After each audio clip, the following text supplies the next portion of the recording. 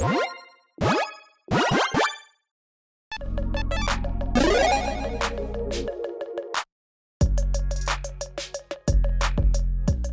everyone, Mitch coming in with the Commander Score Studio. Welcome to the show. So, March the Machine spoiler season, I believe, has concluded. Please let me in the comments below if there are, more spoilers coming out. Maybe there's just kind of like, that giant, commons, uncommons dump. Oh gosh, things have been so crazy that I really haven't had time to kind of just stop and pause and think, really. And then actually earlier there was a different kind of spoiler, but I'll mention that later.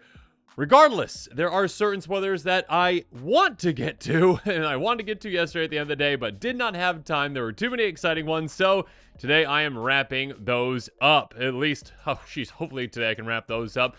Regardless, one of the most exciting ones, one of the, I think, really cool commanders from this set, actually I believe this is from one of the pre-cons, regardless, same kind of thing, is Rashmi and Ragavan, and let's jump into it. My goodness. Okay, first up, I just love the pitch of this, I just picture, all these kind of like team up commanders, whatever you call them. They're not partners, but team up commanders, whatever they are, just being like, okay, like you go this way, you go that way. All right. Oh, we need some, we need partners, we need teams. Like, all right. Oh, okay, cool. You got the monkey, Rashmi. All right. Well, what? Okay. Just like, yeah, monkey's definitely going to help you out. Like, in the draft, everyone's just like, okay, yeah, let's put these two giant monster things together to fight together. And then, oh yeah, you get a monkey. Okay, cool. Awesome.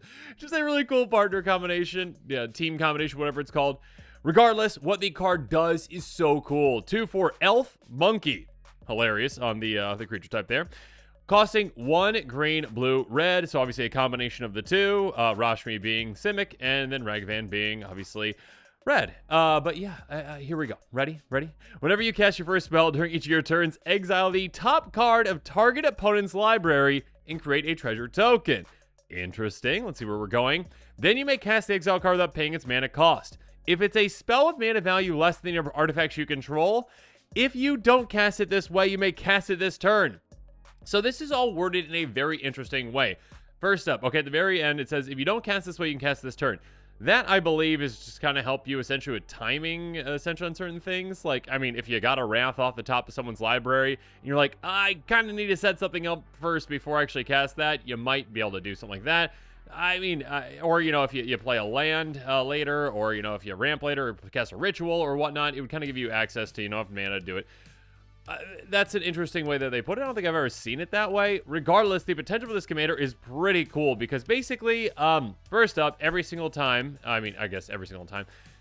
the first time that you cast a spell on your turn, you get a treasure token. And also, if you have enough artifacts in play, you get to cast the top card of a player's library for free, essentially, which is just really cool. So, essentially, Rashmi and Ragavan can give you kind of just a temporary resource of mana to help you out throughout the game. Basically just a free treasure probably every single one of your turns. And then also a potential free spell off the top of an opponent's library. I think it's really cool. Again, a good combination of the two. Ragavan, giving the treasures essentially from the old Ragavan, and old Rashmi, basically giving you cards off the top of your own library for free, but with a different restriction.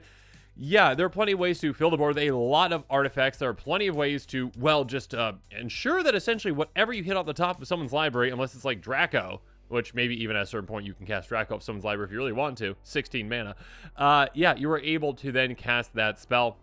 And of course, there's ways to maybe know what's on top of someone's library before you do that, or maybe even to put something there. So you can be like, your best card is in play. I'm going to get that on top of your library. And also, yeah, next turn I'm going to cast a spell on my turn. And yeah, we're going to go from there.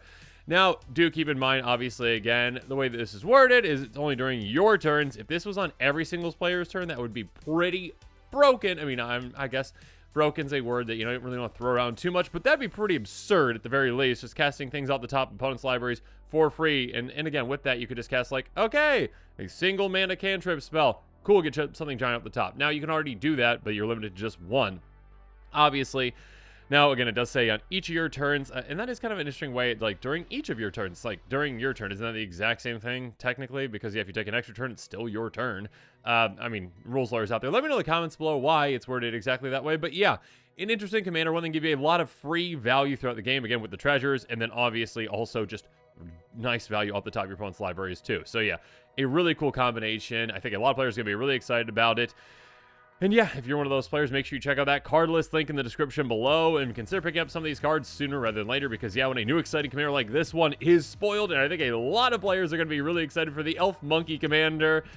Yeah, sometimes cards that work well with them tend to go up in price, so yeah, consider picking some of those up. Now, on this episode, I'm going to take you through the budget buys, cards that are less than $1, cards that are within my budget, and the pricier picks, cards that are more than $1, cards that are outside of my budget, but might be within your budget.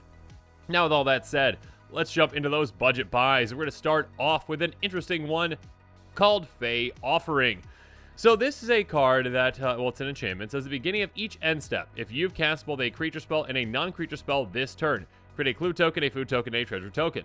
If you've got a nice balance of, creature spells and non-creature spells, this can provide you a ton of artifacts. It does say each end step. Now, you'd have to have like flashy creatures with flash to actually be able to take advantage of that on your opponent's turns. You might be able to do that. But more likely, again, just even on your turn, hey, you play a creature, you play a non-creature, cool. You get a clue, food, and treasure token. That's 3 tokens for casting 2 things, essentially. So you're able to, fill the board pretty quickly, again, in combination with your commander as well, also giving you tokens, too. Now, I will mention a couple different kinds of tokens, but typically when it comes to making tokens as well, these are 3 pretty protected ones because, again, when you were actually, not protected, I guess. When it comes to making artifact tokens, you can fill the board pretty easily with those, and also, well, it's not as easy to deal with as, say, a creature token, which we'll talk about some good ones here in a bit, but again, a Wrath of God will not touch these tokens. Again, your token amount in play, your artifact amount in play is going to stay the same if someone casts a Wrath of God if you don't have creature tokens. Regardless, there are plenty of great ways to make tokens. Let's keep moving on. Talking about Killer Service, again, these kind of hyper-efficient ways to make tokens are great. Enters the battlefield, create a number of food tokens equal to the number of opponents you have. That's going to be 3, right? As long as it's earlier in the game and, players haven't been taken out yet. But it's going to be 3 most of the time. And again, even if you don't use those food tokens, yeah, you can use them, obviously, to, gain some life. Great. But if not, you just paid 3 mana to make 3 tokens, which adds to a lot on your artifact count, again, for your commander. Being able to, again, just make sure that you can actually utilize, again, the top card of your opponent's libraries. On top of that, it does say at the beginning of your end step, you may pay 2 and sacrifice a token. If you do create a 4/4 green rhino warrior creature token, so that could be another avenue for you if you actually want to start utilizing that. Maybe you've got a ton of tokens in play already, and you're like, you know what, I've got 12 tokens in play. I'm going to be able to play whatever I want off the top of my opponent's libraries. It's not going to be an issue. I can start sacrificing some tokens again. Maybe again, sacrificing food for, life, sacrificing treasure obviously for mana, or again, using this like this to actually sacrifice them to make an army. So there you go. Moving on, speaking of an army, Saheeli Sublime Artificer can make an army on her own. Whenever you cast a non-creature spell, get a 1/1 servo artifact creature token. So again, adding to your artifact count whenever you're casting non-creature spells. This can add a lot throughout the game. Again, like I mentioned, yes, artifact creatures are, less protected. They're more likely to be destroyed. Still, there's a lot of great ways to make a lot of them very quickly. Of course, you can utilize them in combat as well, offensively and defensively. Just a really good card. On top of that, -2. Target artifact you control becomes a copy of another target artifact or creature control until end of turn, except its artifacts in addition to the other types. Basically, hey, whatever, a really good, creature artifact is in play, you can make one of your even just food tokens or servo tokens or whatever token into a copy of that. It can actually just be a pretty good, a pretty good play just to really take advantage of that, or not, or not, but if, at the very least, again, a good token generator for you. Next up, we've got Ethereal Investigator, yet another kind of token, and again, another kind of efficient token being made with this one. Ethereal Investigator says, when it enters the battlefield, investigate X times or X the number of opponents you have. So again, 3. And then investigating again makes clues. So again, clues are potential card advantage. If you want to pay 2 to sacrifice them to draw, great. If not, again, you are filling the board with more and more tokens. The more of these things that you have to get more and more tokens into play, more and more artifact tokens, the better. So you can just, again, get to that kind of, amount, essentially, where it doesn't matter what's on top of your opponent's library. You are going to be able to cast it for free, which is a great feeling to have. Next up, at the bottom it also says, whenever you draw your second card each turn, create a 1/1 white spirit creature token with flying. That's just nice. You're going to be drawing a good amount of cards, I am sure. Again, you're in good colors to draw. And, of course, again, if you crack one of your clues on your turn, you just meet that requirement anyways. So, yeah, unfortunately, those creature tokens are not artifacts. They won't add to your count, but still, having some 1/1 flying spirits is always just nice to have around. Good blockers, good ways to get through in combat as well. Speaking of 1/1 flyers, Thopter Spy Network, a great card for a commander like this. At the beginning of your upkeep, if you control an artifact, create a 1/1 colorless Thopter artifact creature token with flying. Yeah, you're very easily going to meet that requirement. Again, simply by just casting a spell with your commander in play, you meet that requirement. You make a treasure token, right? On your turn, you cast a spell, cool, you get a treasure token. So yeah, you're going to meet that requirement pretty easily. And then this is just free value on every single one of your turns, on every single one of your upkeeps. You get a 1/1 Thopter. Great. Add to your artifact count. On top of that, whenever one or more artifact creatures you control do a combination of player, draw a card. If you can get through on all of your opponents, and again, with these Thopters, you know, they are evasive. We've got other ways to get evasion, essentially, too, if we really want. Yeah, if we get through on each opponent, cool. We get to draw 3 cards. I mean, 1 card for each opponent. So yeah, this can be a great way to dig through your deck. And again, a great way to just keep our token production up. Next up, a very simple but very good card in Commander, Unexpected Windfall. Basically, discard 1 card to draw 2 and make 2 treasure tokens. So very efficient, very effective. And yeah, just adding to that count of your artifact tokens. Have I mentioned that it's good to have a lot of artifacts in play with this commander? Now, I guess I should mention as well, you don't just need to go into a token strategy with artifacts, but it's probably the most efficient way to make more and more tokens more quickly. So that's just something that I would be considering. Next up, though, we've got an artifact creature that can help us out as well, Brutoclad Telcore Engineer. Actually, I believe this might be the only version extra that's underneath $1, which is why it's showing up on Moxfield. But here you go. Anyways, 96 cents apparently. Brutoclad, creature tokens you control have haste. That's nice. Again, we've got a lot of ways to make creature tokens. They can swing very quickly with this. More importantly, though, at the beginning of combat on your turn, you get a 2/1 blue Phyrexian Mirror artifact creature token. That's really nice. Then you may choose a token you control. If you do, each other token you control becomes a copy of that token. Again, like I mentioned, essentially, hey, sometimes, you know, again, if someone casts a Wrath of God or something like that, they're going to be taking out creature tokens. This is actually a way to say, you know what, let's protect my tokens a bit more by, you know, again, making that 2/1 mirror. Nice, it's an artifact creature token, cool. I'm going to turn all my tokens, including my Thopters, my Servos, etc., into, say, treasures. Because those are, again, more protected in a lot of situations, and you can also just utilize them for a bunch of mana. You can also go the opposite direction if you're like, okay, I want to Alpha Strike someone. Okay, I've got, you know, this big creature token in play or whatnot. I can turn all of them into that token then, too. There's different ways you can go about that. This can be pretty useful, though, in a lot of situations and really help you out. So yeah, definitely a good way to consider making tokens with this, and also, again, a good way to consider changing your tokens if you need to. Next up, let's talk about some ways to set up the top of your opponent's library, though. A really spicy one is Expel from Vraska, a really good spell in this deck. Ascend, so yeah, you're gonna easily get to the City's Blessing. Again, you're making a ton of tokens. And again, just in Commander, generally, yeah, you're gonna get to the City's Blessing. Return target non-land permanent to its owner's hand. If you have the City's Blessing, you may put that permanent on top of its owner's library instead. So, first up, you can utilize this defensively if you want to save your own things, bounce it back to your hand. But against an opponent, once you have the City's Blessing, you're like, right before my turn, you know what? I really don't like you having that in play, that non-land permanent. I'm gonna cast this. I was gonna say bounce it back to your hand, not bounce to your hand, bounce it on top of your library, or put it on top of your library. And then, hey, next turn when I cast my first spell, I get to play that for free. So thank you so much. So again, a great way to set yourself up, and again, a flexible spell at that. Speaking of which, Commit. This is a very flexible spell, one that can help you out in a lot of situations. Put target spell or non-land permanent into its owner's library second from the top. So again, this one you kind of set yourself up a little more. Maybe you're like, okay, that player's probably going to draw, you know, they're going to draw their 1 card or whatnot. So you can keep track of that. Or yeah, you can just wait essentially for it to be on top. You're going to know where it's at. You're going to know when it's going to be on top. Put it, support target spell or permanent to its library second from the top. So again, if someone's casting something, you can even, it's kind of like a counter spell in a way. It's like a delayed counter spell, but it's also one, again, where you're setting yourself up to get exactly what you want. So yeah, a very flexible card with that. On top of that, memory, you can aftermath it as well. Each player shuffles their hand and graveyard in the library, then draws 7 cards, basically like a time twister essentially effect. Just also nice to have to kind of reset things and essentially be like, yeah, I want to get back into a new hand. So yeah, definitely cards to consider again when you're talking about top of opponents' libraries and being able to set yourself up for a huge play. Again, if your opponent has a Blightsteel Colossus, congratulations! Now you're about to have a Blightsteel Colossus.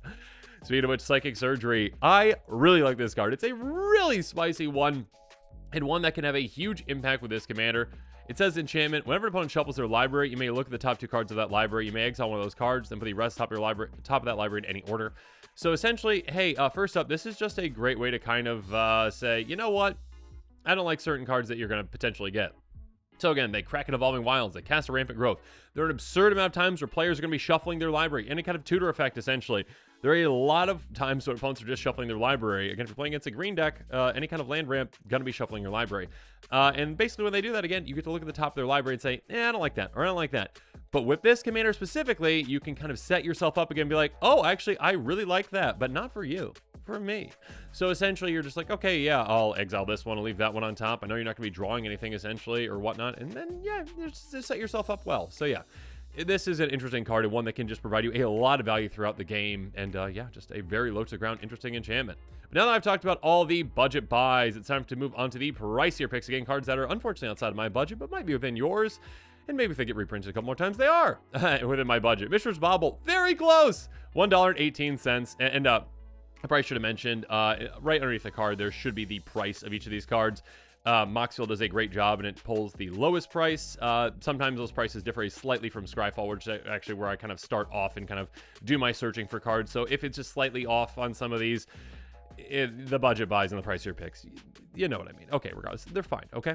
Mishra's Bobble, close to being a budget buy. An artifact for 0, tap, sacrifice, look at the top card of target player's library, draw a card at the beginning of next turn's upkeep.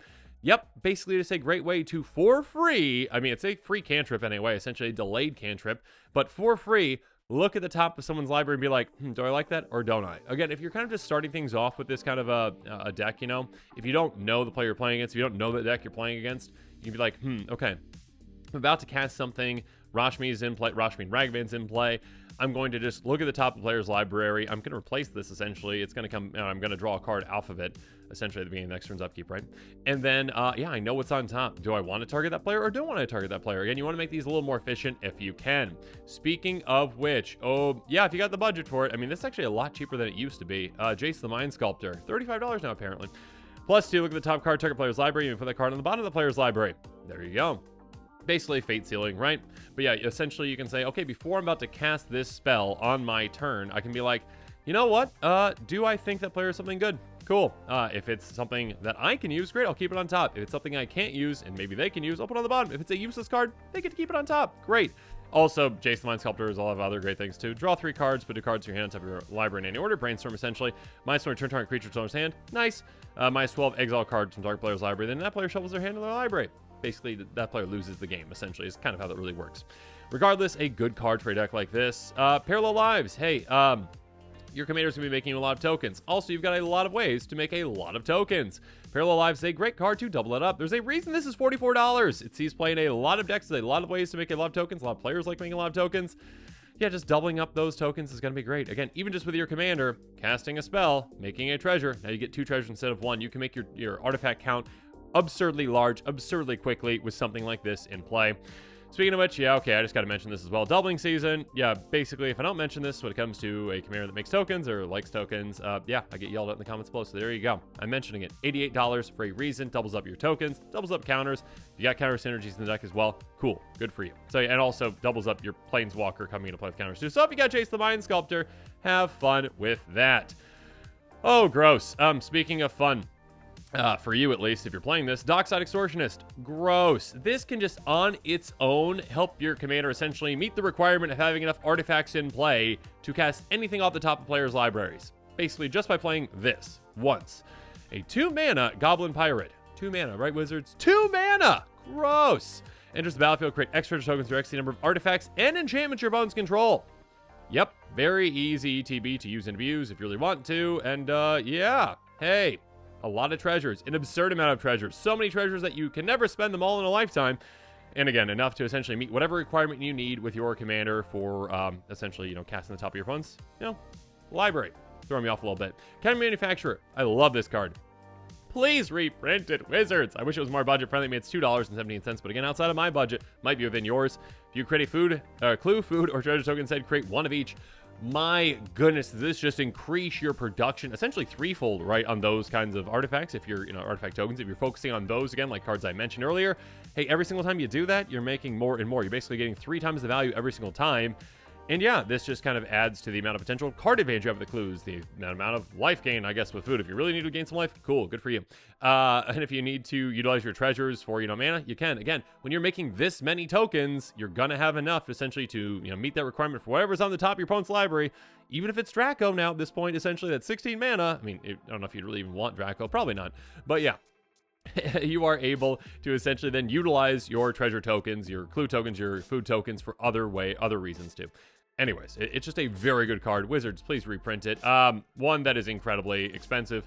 $10. This has actually gone down in price a little bit, I guess. I don't know. Still expensive to me. Goldspan Dragon, Flying Haste. Whenever it attacks or becomes the target of a spell, create a treasure token. Great, so another way to make treasures. But on top of that, of course, treasure you control have tap, sacrifice the artifact at 2 mana of any one color. it hypercharges your artifacts now, your treasures now. So essentially, hey, now your treasures tap for twice as much, which is fantastic for you. And again, your opponents are going to be in quite a bit of trouble again once you get things going, once you get a ton of things in play, once you start casting them up top of your opponent's libraries. And if you got enough artifacts in play to just start sacrificing treasures for absurd value, go for it. So yeah, this is a great card. Oh my goodness. Wizards reprint Blink Ball Thurn. It's been budget for such a long time that all of a sudden with all these artifacts and treasures and whatnot, it just spiked in price, at least spiked to me. $2.31 now. Reprint it, please. At the beginning of each player's pre-combat main phase, Blink Ball Thurn is untapped. The player adds colors to their mana pool for each artifact they control.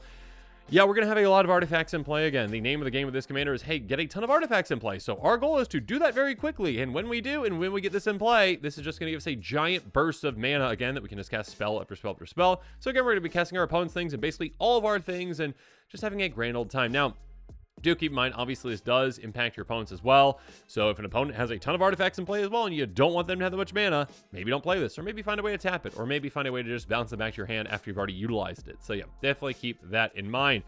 Also keep in mind, gross. I guess this is the cheapest version of Time Warp. $11.27. Extra turn spells. Yes, can of course be very good with a lot of commanders. Can be good with this one too. Take an extra turn for this one. Very simple, very effective. And again, hey, when you cast this, let's say it's the first spell you cast this turn. Cool. Okay, I've got 12 artifacts in play. Yeah, top of your library. Cool, I get something awesome off the top of your library for free. I'll play it. Oh, I get another turn. Okay, on that turn, then I cast another spell. Cool, I get that. Yeah, if you get extra turns and you're getting free value off the top of your opponent's libraries, it's going to be pretty hard to stop you. Especially when you cast something like Expropriate. Gross. Again, obviously, you've got plenty of ways to ramp. You got plenty of ways to make treasures. Your commander makes you treasures too. You can easily cast this quite quickly, and yeah, 9 mana, who cares? Starting with you, each player votes for time or money. For each time vote, take an extra turn of this one. For each money vote, choose a permanent owned by the voter and gain control of it, exile, expropriate. If you're playing against this, you probably should choose, unless you got like Blightsteel Colossus, you probably should choose money. Let that opponent steal your permanent from you. Giving an opponent an extra turn, especially with a commander like this, is not good. Regardless if you're learning to cast this, yeah, you're going to pick time. You're going to get an extra turn, and you're going to steal probably 3 things. So on top of stealing things out of your opponent's libraries, you're just also stealing their best things in play too. So you're going to be able to take your opponents out with their own things in absolutely no time. And again, extra turns, very gross with this brand new commander. But yeah, overall, a very interesting commander, one that I was definitely excited to see. And yeah, it's a really interesting combination. Again, Rashmi and Ragavan. Yeah, just again, like kind of like a buddy cop show, but like one of them's a monkey.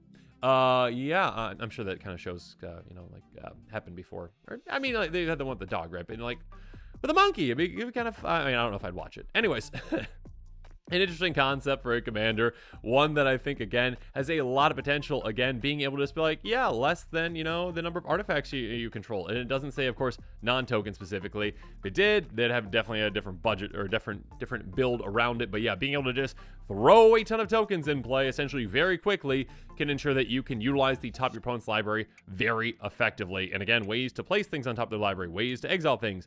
I think a lot of players are going to be pretty excited about this one. Seems pretty powerful. If you are one of those players, make sure you check out that card list link in the description below. And yeah, consider picking up some of these cards sooner rather than later, because when a new exciting commander like this one is spoiled, sometimes cards that work well with it go up in price. And yeah, if you haven't seen my most recent episode, oh my goodness, on this brand new dragon, oh my goodness, this is, well, really cool.